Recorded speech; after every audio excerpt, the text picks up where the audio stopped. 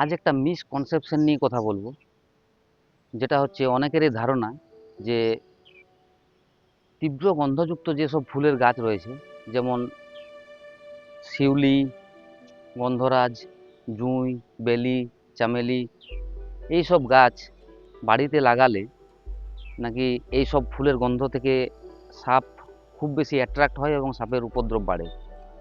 এই ধারণাটা সম্পূর্ণ ভুল। অ্যাকচুয়ালি সাপ ফুলের গন্ধে অ্যাট্রাক্ট হয় না। অ্যাকচুয়াল ঘটনাটা যেটা ঘটে সেটা হচ্ছে যে সাপ আসে তার খাবার সন্ধানের জন্য, শিকার করার জন্য সাপ আসে। সাপের যদিও নাক আছে, কিন্তু এই নাক দিয়ে সাপেরা গন্ধ নেয় না। এই নাক শুধুমাত্র কাজে লাগে তাদের শ্বাস প্রশ্বাস নেওয়ার জন্য। তাহলে প্রশ্ন হলো যে সাপ গন্ধ নেয় কিভাবে? এই প্রক্রিয়াটা বেশ একটা জটিল প্রক্রিয়া, কিন্তু বেশি ডিপলি না গিয়ে আমি একটু সহজ করে বলছি। সাপ সবসময় জিভ বাইরে বের করে আর ঢোকায়।